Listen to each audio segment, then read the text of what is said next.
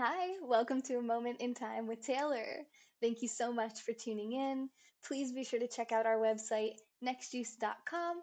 Click the support button and help us to keep this channel going and growing together like all these awesome people over the last 30 days. Thank you guys for making this show possible. You're the best, especially our monthly sponsors. I really appreciate you. You help me to kind of plan ahead and map out our journey for the year and hopefully for many more years to come. If you don't know, we're trying to get this channel live 24 hours a day. Sorry, that was kind of loud. Okay, that was something happened on my Twitch channel. So yeah, make sure that you're following me on Periscope, YouTube, and Twitch, all the places where I stream regularly. I do yoga, book reviews, business topics, ASMR, and so much more.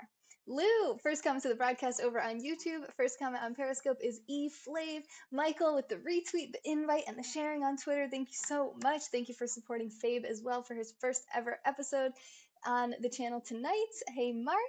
Today we're going to talk about Accountability Now by Mark Sasscer, Living the 10 Principles of Personal Leadership. I'm going to try to just get through this really quick for replay viewers, and then I'll be live again later with more engaging topics. I'm actually going to do yoga next, and then we'll be live listing a bunch of my books on eBay if you're interested in any of those, and just kind of hanging out while we get some work done. And Lou said it's No Pants Sunday, so happy No Pants Sunday to everyone. It is March 3rd, 2019. It is officially No Pants Sunday, according to Lou. All right, so the first thing that I want to cover with this book is what are the 10 principles of personal leadership? So when I first heard Accountability Now, I thought, okay, it's going to be about accountability, like accountability partners and systems that you can put in place to keep yourself accountable. And it's not exactly that. Now, it does talk about the importance of realizing that you are accountable for your own behaviors, your own feelings, your own thoughts, and that you are in control of every part of your life and in what you have control over, but that you have to release control for other people's decisions, behaviors, feelings, and thoughts. Be aware of them, but try not to take too much ownership and try to change other people and try to, take accountability for the wrong things. Hey, Deb. I don't really like hot yoga too much, just to answer that question from Mark there. All right, so the 10 principles are: one, be in the moment. As a certified hatha yoga teacher, I talk about this a lot. Present moment awareness, letting go of the past, letting go of the future, and just being right here, right now, in this moment, this breath, this very second, which you will never experience again. There's also a concept called beginner's mind, where you treat every moment as if this is the first time you've ever experienced something or the last time you'll ever experience it, to give yourself fresh perspective every single day and every single moment. Number two is to be authentic and humanistic. So, authenticity is just basically being honest, maybe being direct, but being humanistic means being aware of other people's thoughts and feelings and perspectives and being sensitive to those things and treating people like the golden rule, treating people how the golden rule is treating people how you want to be treated. But in this book, they kind of flip that a little bit and say, treat people how they want to be treated. Realize that not everybody is like you. So treat them how they want to be treated. And you can learn how they want to be treated by learning more about them and in being an active listener, actually listening to what they have to say. Hey there, Lightning. My day's going good. How are you? Thanks for sharing on Twitter, inviting your followers, and retweeting Lou. Appreciate you. Number three is to volunteer discretionary effort constantly. And this means that you're choosing what you do. So you try to eliminate some of that vocabulary that says, oh, I need to do this. I have to do this. I should do this. But realize that you want to do these things and you choose to do these things and you do have control and you do have power over your own life and therefore over the outcomes of your decisions and behaviors. Greg, thank you for those super hearts. Sorry for the delay on that. I was super focused on the book. Hello, and thank you for those super juice. You were the first super hearts of the broadcast. Appreciate you, Greg. How you doing today? Number four is that you model high performance, desired behaviors that drive desired results. So, like Mahatma Gandhi said, being the change that you want to see in the world. And I'll say about this book too, there was a lot of really really great quotes, really great quotes in this book from really famous people throughout history, and I really liked a lot of those. So if you like to read, it's a pretty short read too. It's 109 pages, I believe, but a lot of the pages are these like note pages. So it's actually a really fast read. I think I read this in about 3 days. Hey, G Maintenance. Oh, you got a new account. Awesome. Well, welcome back. Hey, Reverend. Yeah, I did sound like Elmer Fudd.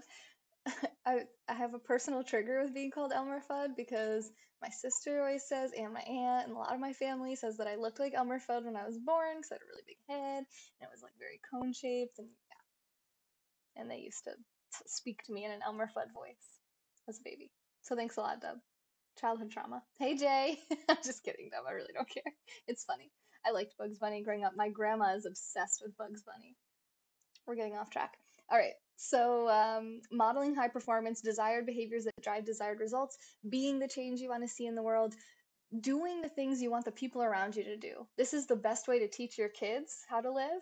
This is the best way to get results that you desire from your employees if you're a manager or supervisor, which this book is really geared for people in those types of roles. So leaders of any kind, if you have people that you're trying to influence, or really in life in general, we're all trying to get certain outcomes and probably get people to cooperate with us in some way. So by showing them how it's done, now not in a know it all, oh, watch how it's done, let me show you how it's done kind of attitude, but just by being that person that you want to be surrounded by, you'll start realizing that your vibe attracts your tribe, and that what you act like, the people around you will, you'll either weed out the people that aren't about that and attract new people, or you'll see changes in the group that is around you.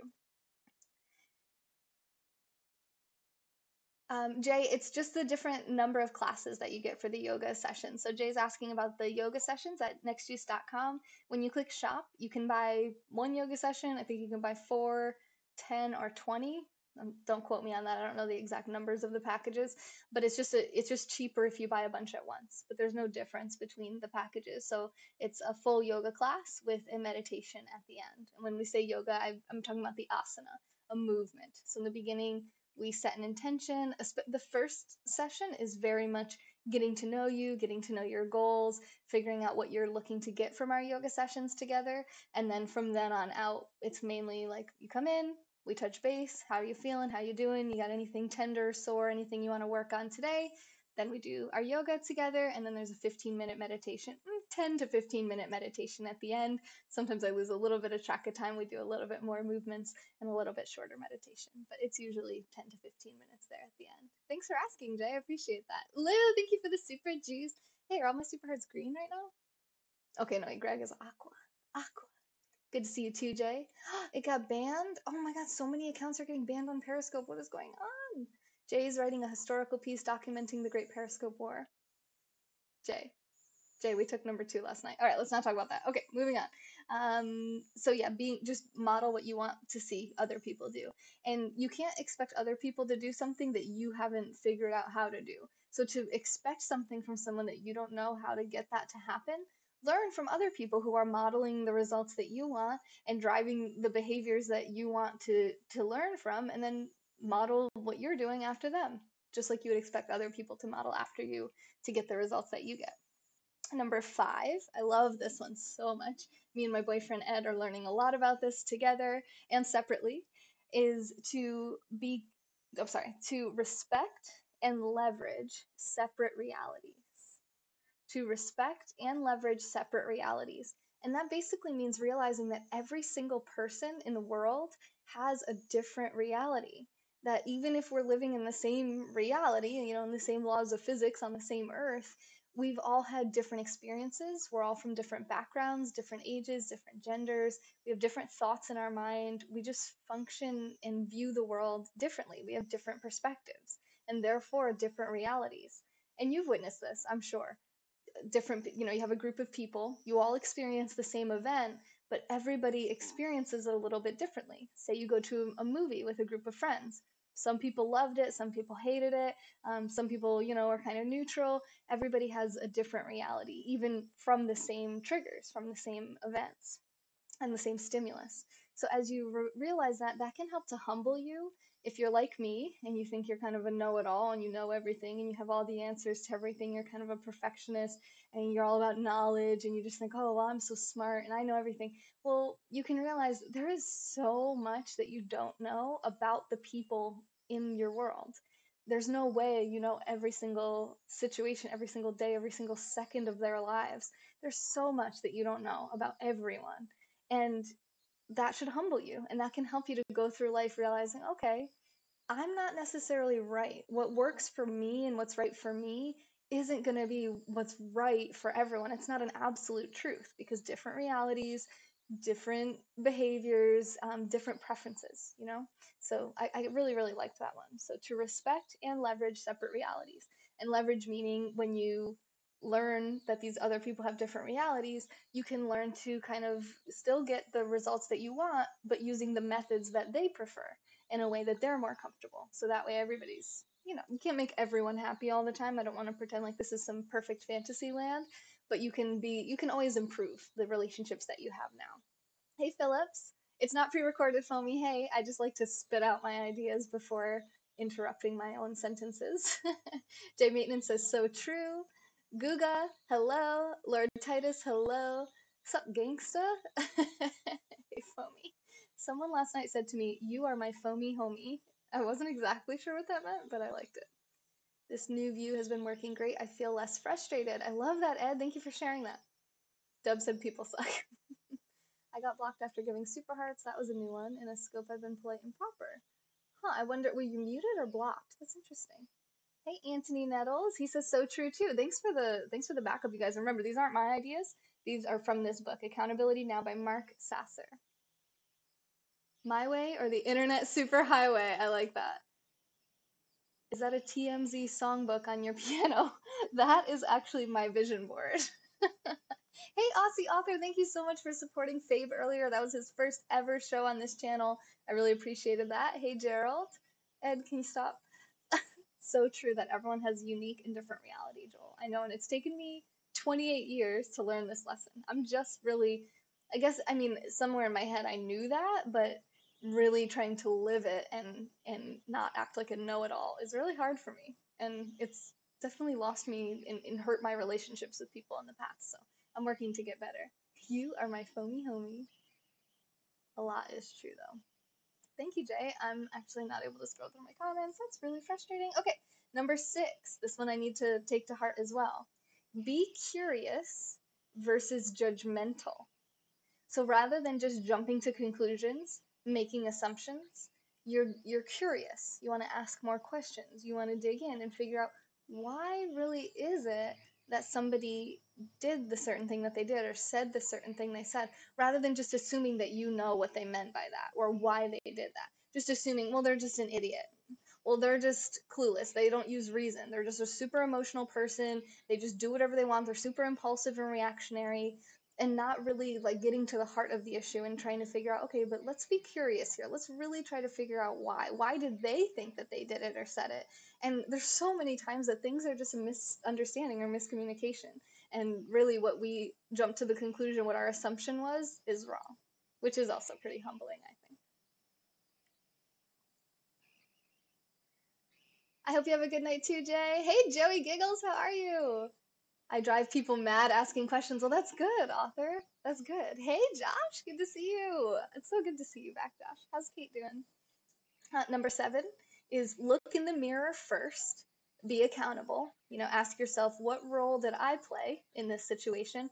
What could I have done differently? Be curious. Don't be judgmental about yourself either. Dub, thank you for the super juice.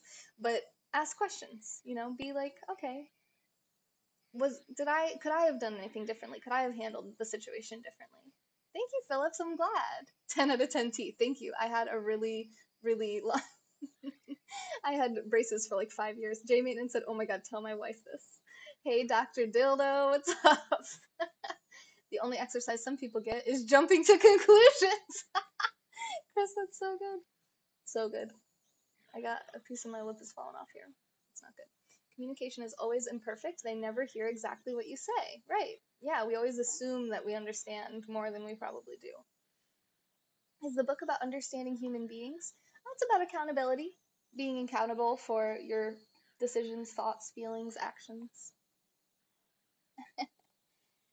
And then number 8 is have courageous conversations. Don't avoid conflict. Don't be afraid of conflict.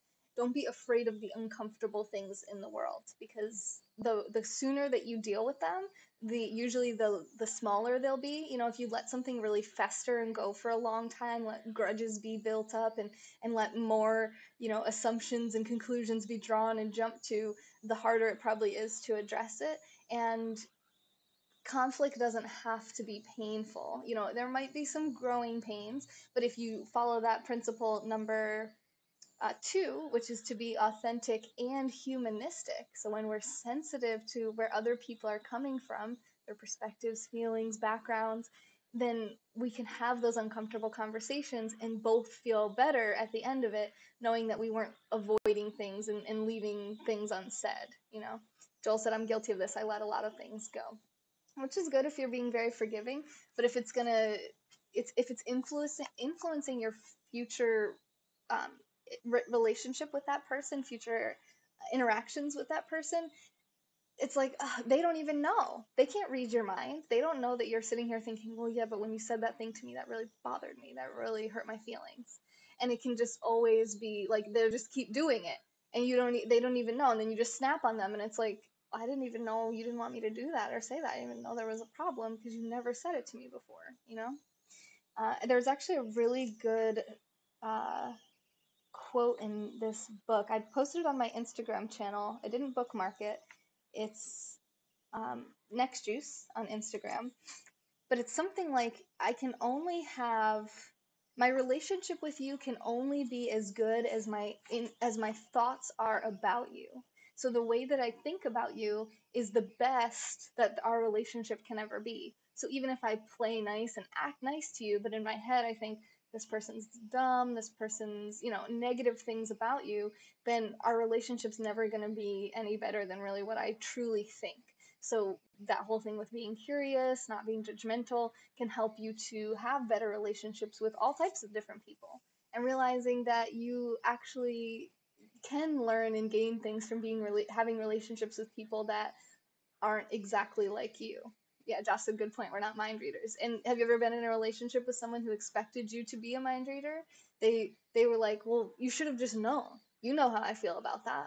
Well, how could they know how you feel? You know what I mean? Like, there's some element, maybe you were showing it, maybe you were giving little hints and clues, but just don't beat around the bush. If something makes you feel some type of way, just say it. Just tell them. It doesn't have to be, you don't have to, like, if somebody insults you at a party, you don't have to just call them out, make a big scene right there and then. But actually, this next principle number 9, is provide timely, clear, and specific performance expectations and feedback.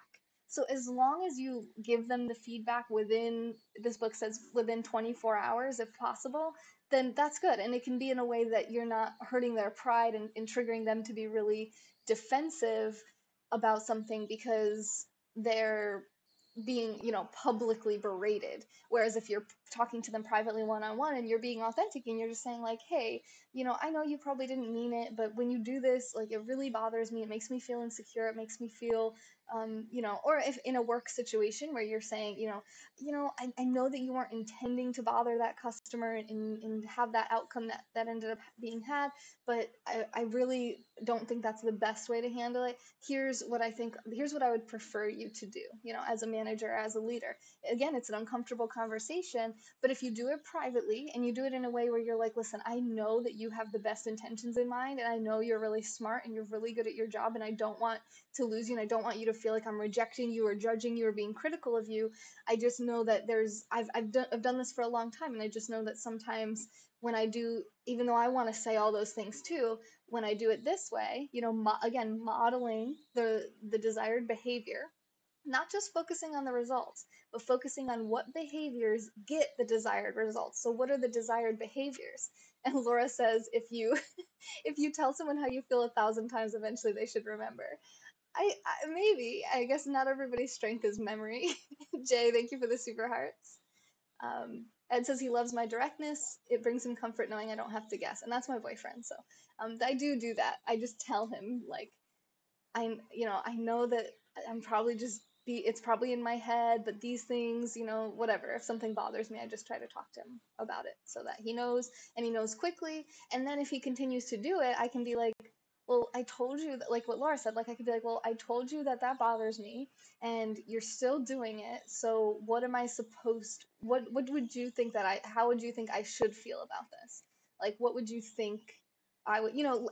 Let them tell you. Maybe they're like, some Ed has said to me before, like, I didn't even think about that. Like, it just didn't even occur to me. Because it's hard to put yourself in someone else's feelings. To be like, okay, this bothers someone else. Well, it doesn't bother me. And I know that the what they're afraid of isn't, he said that never happens for the record. What they're afraid of is not real, that's not going to happen, whatever their problem is. Well, it doesn't mean that they don't still feel that way. So even if you don't think it's the right feeling to have, or it's not grounded in your reality, therefore it is not the reality, well, eventually, like what Laura's saying, like eventually they might just take it to mean that you don't care what they feel and you're not considerate of them. And that could end in a pretty damaged relationship. I've definitely had situations like that with me before. I'm gonna have this one chat with my cat tomorrow and tell her where she needs to improve. The pool. I have a pool. Sometimes I try to make a joke about it. I like humor might lessen the blow or intensify it, not sure. Well, stay tuned, Josh, because we're going to talk about the napkin exercise. We touched on it last night, but we're going to talk about that with that principle 9. Let me say principle 10, and then because principle 9 is also not just feedback, but also about setting specific expectations. And I'll flip to the page about that because I think that number 9, providing clear expectations and feedback, is really, really, really important. As long as you use those first few pieces, being sensitive, being aware that your reality isn't the only reality, that you're not right about everything, that you're wrong about a lot of things, and there's a lot of things that you don't know. And I forget the quote, but it's like, there's so many things that we don't know that we don't know. We don't even know that we don't know these things. There's things that what it was is there's another saying, like, there's things that we know, there's things we know that we don't know, there's things that we don't know that we know, and there's things that we don't know we don't know. And that's really the danger zone, because we think we know things. And if we don't even know we don't know something, then we're going to jump to a different conclusion and assumption. And then we find out, oh my gosh, this person had a loss in their family or was recently broken up with, and I'm harping on them for crying at work, and I didn't even realize that they just received a cancer diagnosis, or they have a brain tumor, and here I am setting these expectations for them and giving them this harsh feedback, and not taking time to really figure out why they might be struggling. Their performance is having a problem. It's not necessarily that they don't care. Maybe they're distracted by something that's really big and really important, because there's a lot of things we don't know that we don't know. People don't always want to walk around and just say, hey, nice to meet you, I have a brain tumor, just so you know, like, go easy on me. People hold themselves to unrealistic expectations a lot of times too. Thank you, Dirty Diesel.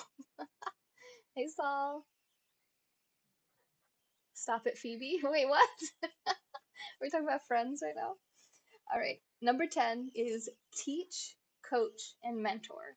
Spend at least half of your time developing others. So I'm just going to do a quick little plug really quick. If you guys want to be in a group of people that helps to teach, coach, and mentor each other, it's not just me that teaches, coaches, and mentors. It's a group of us. It's called our mastermind group.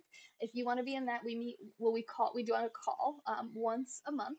We do a video call, but you can do audio if you want. You don't have to have the video on. You also don't really even have to speak if you don't want, if you just want to learn, but you're not going to learn as much if you don't share. I'll be honest about that. You can go over to the website nextjuice.com and click shop. It's $25 for the hour-long call. You'll meet tons of really awesome people on there. It's done through Skype, and I just really think that it's going to change and elevate my life and a lot of other people's lives. And I wanted to talk about it because our next one is March 10th, 2019, and you want to make sure that you sign up before that. So if you're interested in that, and you might hear that in this book, and it says spend at least half of your time developing others. You're like, how much time does this guy think I have? What's his name? Mark? Okay, Mark. Half my time? You want me to take half of my time to do that? Well, what you may not realize is that you're already doing that, because what you do is teaching other people. you're already coaching them, mentoring them, teaching them what what you think is the right way to do things, and what you say, how you behave. You're already modeling for people. You're already teaching them. So it's really not like it's not like it's going to take extra time. It's just an awareness of being like, okay, everything I do where anyone can witness me, this is an opportunity for teaching, coaching, and mentoring. So rather than take it as an opportunity to prove why I'm so right, you can take that more humanistic approach and say, okay, like, how can I actually get this person to behave in the way I want them to behave, or stop behaving in the way I don't want them to behave, and not make them feel judged or like repelled, and make them want to rebel against me, because this is my teaching opportunity. This is my opportunity to coach and mentor. And you can might maybe feel a little bit more highly of yourself to think, okay, I'm always teaching, coaching, and mentoring. It's pretty cool. Hey, Catherine, how you doing? Did you get my text about your friend with the ticket? I think I texted you yesterday. I actually haven't read my text today, so sorry if I missed something. Okay, now I want to talk about the napkin exercise, which is good for people who are in relationships. If you're not in a romantic relationship, bear with me, because I do still have one more good principle from this book at the end, and then we'll end this, and we'll come back live with some yoga. She does? Okay, yeah. So did you get my email where I was asking for like all the different um, information so that I can put it on her ticket? Like her shirt size and all that stuff, so that she gets the right stuff when she goes. I'll basically like transfer ownership over to her. And then I'll email it to her too. Need it again? Will you email me so don't forget? It should be in your inbox though. Like I replied right back to the email you sent me, so maybe check your trash or spam. I'm live right now working on this. I don't want this broadcast to go too long on that. I don't want to like sit here and pull it up right now, and I don't want to forget. So if you just email me, then I'll remember to send it to you again. Perfect. Okay, so, the napkin exercise. This is something that this guy does with his wife at least once a quarter, and I recommend anyone in a serious relationship do this as well. Whether you're married or in a relationship where you're living with someone, it's going to be a pretty serious relationship. This isn't something you do while you're dating somebody and it's brand new. You're still kind of figuring each other out. This is something you do. It's like a thermometer that you take. It's like a seasonal thermometer of your relationship throughout all of the years, where you can check to see, okay, how are we doing? And not only how do I think that we're doing, what is my reality saying, but what does the other person think? How do they think that we're doing? Because sometimes one person thinks everything's hunky dory and fine, and sometimes one person thinks, okay, we have some problems here. We have some things we need to work on. And maybe they're afraid to have those courageous conversations. And they want to just let it go, like Joel said, but then all of a sudden they leave you, or they're detached, and you can feel them pulling away and you don't know why. So this is a really great way to stay connected and stay communicating about stuff like this. Buried under a meter of snow. Wait, what? In Australia? Wait, what's happening? I don't have any romantic interests. I'd be working on my next juice order for March. I can't even. Oh, Lou, thank you for your monthly sponsorship, which came in today too. Love you. All right. So this is called the napkin exercise. They touch on each aspect of their marriage. The list is communication, respect and support, personal growth, financial management, parenting, and sex. So again, it's communication, respect and support, personal growth, financial management, parenting, and sex. Oh, the relationship thermometer is buried under a meter of snow. That's a lot of snow. Well, hopefully you can dig it out with this exercise. So it's called the napkin exercise because you go out to eat to do this exercise. Just you two, just you and your partner. No kids, no cooking, as minimal distractions as possible.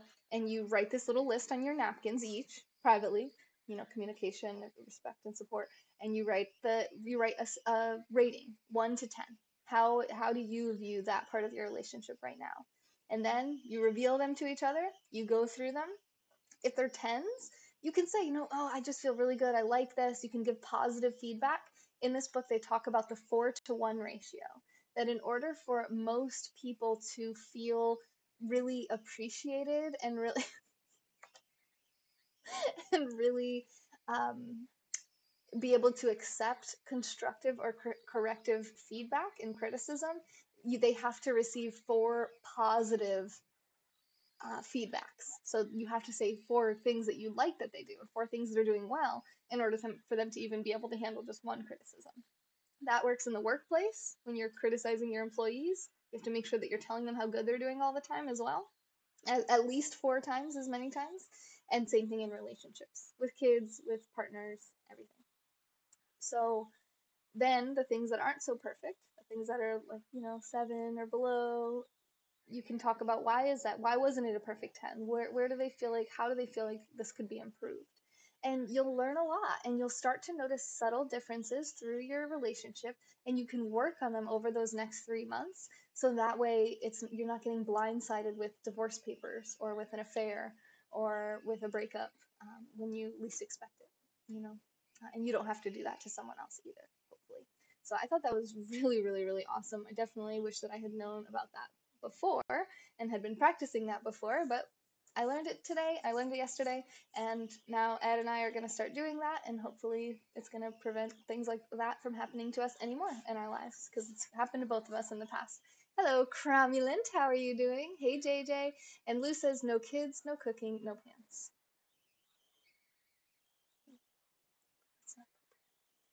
I can't actually scroll. Okay, I read that most women lose interest in the last point after marriage.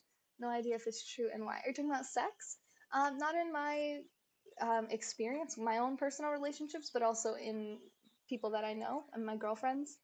I haven't found that. I actually have found in multiple situations that the women tend to desire um, more variety in their sex lives or more frequent sex than their male partners in multiple different cases. So it's important to speak up about that. There's a big stigma about women's sexuality and how men are more sexual than women. I don't know, guys. Get educated, realize and get communicating with each other and really see how she actually feels about it. Don't just assume because you're not having sex that she's not wanting to have sex or having sex with somebody else, because it happens. It really does. Um, I don't even want to know what I'm saying. It's a good idea. Really, it's a high level of relationship communication. Okay, I thought you were saying something about sex. All right, moving forward. So the last thing that I want to talk about here, sorry for the long book review, you guys. Thanks for bearing with me, is about setting expectations. So the performance management process is comprised of 3 major components. Jay says sex doesn't always keep relationships together. That's absolutely true. Absolutely, absolutely true. That's why it's just one of 6 categories of your relationship. In my relationships in the past, very rarely, if ever, actually, I don't think I've ever had a relationship end because of sex problems. So I don't know that sex really has anything to do with why people break up a lot of the times, at least in my experience. So anyway, first of 3 is setting performance expectations, comprised of desired results and desired behaviors. And the performance expectations need to be SMART, and SMART is an acronym: specific, measurable, agreed upon, both parties, the person expecting it, the person agreeing to provide it, needs to agree, realistic, and time bound. So, for example, I have content creators on this network. Well, I haven't really done this. I haven't been very specific. So I tell them that I want them to do an hour of content and that this is the theme. Each of them has a specific show that they're doing, and that they get a bonus if they get a certain amount of super hearts. However, I haven't really like told them specifically, okay, well, this is how many that I haven't said, this is how many I expect you to get. This is how many you've been getting. And seeing if they agree with me that that's a realistic goal, setting goals and being realistic together, and then time bound, checking in with them maybe once a month and saying, okay, well, you didn't hit the goal. Why do you think that might be? Here's what I think we could do to improve that, and just being a lot more feedback oriented. I think that's really, really, really important. Number 2 is observing and measuring performance related to these expectations. So you actually have to know by measuring them whether or not the expectations are being met, which I do, but I don't actually really share that with them very much. And then unless they do really well, then I said, wow, good, great job, shout out to this person. And I recognize the people that do well, but I avoid talking about the people who aren't doing so well and trying to work with them on that because I feel I guess even myself I'm uncomfortable having those courageous conversations sometimes, but that's only going to help them. It's only going to help them to do better, make more money. It's going to help them to keep their contract and seasons going on the channel, and it's going to help me obviously to have more content on my channel and more diversity. So it'll make me feel good if I can help somebody, let's be honest. And then number three is delivering feedback. Informal feedback during the year, as well as formal feedback as part of what is typically called an end of year performance review. And that's again for work, for managers or business owners. But even in this book, he has something that he calls the State of the Family Address, where once a year, their whole family gets together and they celebrate all the great things that happened over the last year, all the achievements, all the highlights, and they talk about the lowlights too, what didn't go so good, what they think they could work on in the next year, and what's happening right now that's maybe bothering some of them.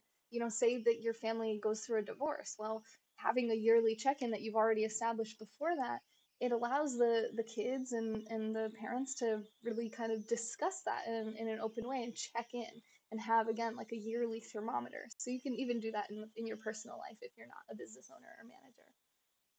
Exactly, Ed. Yeah, I mean, obviously, it would be different categories. So with the kids, it's you don't have specific categories. It's more like just doing the yearly. They only do it with their kids once a year. Throughout the year, you're giving feedback, right? So all year long, your kids are getting real time feedback as it is. They're getting rewarded, they're getting thanked, they're getting appreciated, and they're getting punished and disciplined.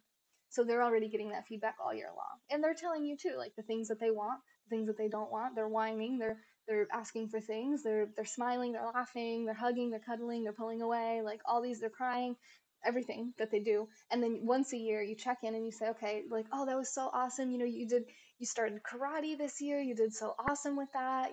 We decided that you guys didn't really like that anymore, or one of you liked that, one of you didn't. Or oh, you started this musical instrument, you really liked that, what happened with that, why do you think you stopped doing that, why'd you quit? What sports did you like? Whatever the highlights are. And I'm very new to step parenting, so I don't know everything about parenting, but things like illness, things like maybe losses in your family, you can discuss, challenging things that happen throughout the year with your family. And then, okay, well, here's what we can work on. This is what I want to do better going into the new year to be a better parent to you and to show you that I love you more and just checking in. I think it's really amazing. Thank you, Ed. I love you. It could be if they feel like we listen to them, etc. Attention from mom and dad. Yeah, exactly. Exactly. So I hope you guys enjoyed this book review of Accountability Now, Living the 10 Principles of Personal Leadership by Mark Sasscer. In case you fast forwarded to the end, the 10 principles are: be in the moment, be authentic and humanistic, volunteer discretionary effort constantly, meaning realize that you're choosing to do what you want, doing that, because I didn't feel like I focused on that a ton, because then you'll get that from other people too. Model high performance, desired behaviors that drive desired results. The pool. Ask your kids to watch the next few scopes. 5, respect and leverage separate realities. Be curious versus judgmental. Look in the mirror first. Be accountable. Have courageous conversations. Next year's junior. Provide timely, clear, and specific performance expectations and feedback, and teach, coach, and mentor. Spend at least half of your time developing others. Pat, my foodie friend, how are you? I just reached out to a new cook/baker to come on the channel. Really excited about that. I am. Oh, love you too, Jay. Thank you so much. I'm about to end this broadcast and I'm going to come back live with some yoga. It'll just take me a few minutes to set up the yoga mats behind me. So feel free to come back if you want to chat a little more. This is a very long book review for a YouTube video. This is 40 minutes long so far. So I love you guys and I love chatting with you guys, but I do try to keep these somewhat reasonable so people will actually watch it on YouTube so we can eventually monetize over there as well. So I love you guys, and I'm gonna do some yoga. So feel free to come back, and we can chat before we do yoga or in between. I usually come over and check in with the chat between my sun salutations and poses and everything. Anyway, so I'm gonna be live in just a few minutes. Give me like 5-10 minutes to get set up. and then I'll be live again, and I hope to catch you guys. Yeah, thank you, Pat. I'm glad you're going to come back. Thank you guys all for being here so much. Thank you to everybody who sent super hearts over on Periscope. Top contributor is Jay the God. 5,000 super hearts. Thank you, thank you, thank you. Making this show possible. Thank you, Lou. Thank you, Dub. Thank you, Gregory. And of course, thank every single person who goes to nextjuice.com and clicks the support button and helps us to keep this channel going and growing together. And remember, if you want to get the mastermind calls where we can all grow and learn together in a more private, intimate setting for 1 hour every month, you can get the mastermind call access by going to nextjuice.com and clicking shop. So I hope to see you in just a few minutes for some yoga. This has been A Moment in Time with Taylor. I will see you on the next juice. Thank you, Lou.